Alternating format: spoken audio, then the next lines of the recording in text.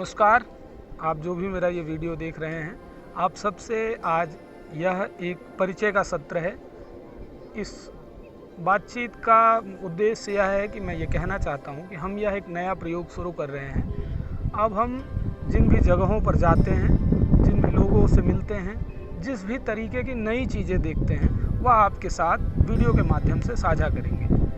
बहुत वर्ष पहले से जो लोग मुझे निजी तौर पे जानते हैं, वह कहते हैं कि तुम इसे क्यों नहीं करते, तुम इसे क्यों नहीं करते, या तुम्हें करना चाहिए।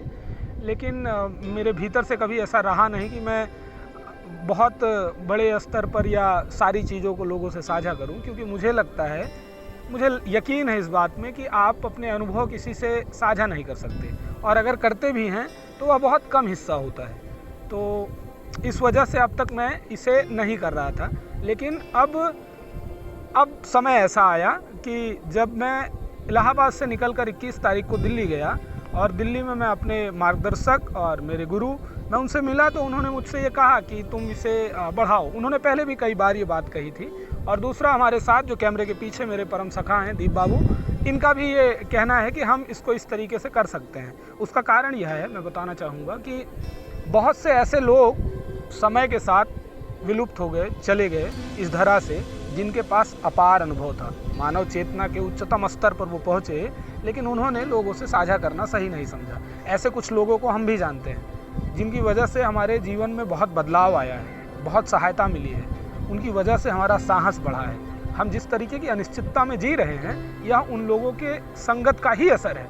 उन लोगों को देखकर हमने ये सीखा, लेकिन वह नहीं आना चाहते दुनिया के सामने, वह सीमित लोगों के साथ रहना चाहते हैं।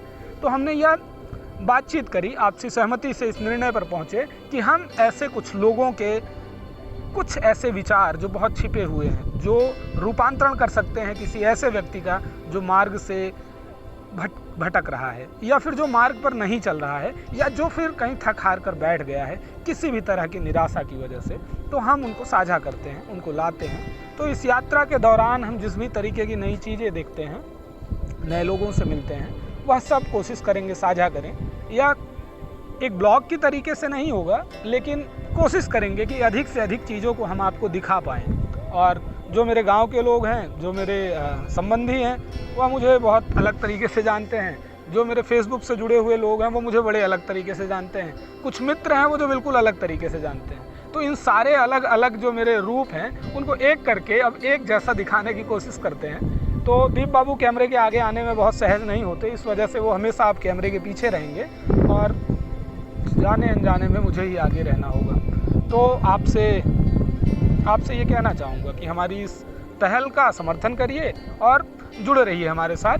समय के साथ आपको बहुत सारी चीज़ें अपडेट की जाएंगी, जो कि हम बहुत कुछ नया और बहुत खतरनाक करने वाले हैं। खतरनाक से मेरा मतलब खतरे से नहीं है, खतरनाक से मेरा मतलब है जो नहीं किया जा रहा है, जो नहीं किया जा रहा है, जो नहीं हो रहा है, हम वो करने वाले हैं। और कोशिश ये करेंगे कि सतमार्ग पर बने रहें, और आप सबकी दुआओं के साथ जीवन को बहुत बहुत बहुत सुंदर तरीके से जिएं, ताकि एक उदाहरण स्थापित हो कि ऐसे भी जिया जा सकता है। नमस्कार, प्रणाम।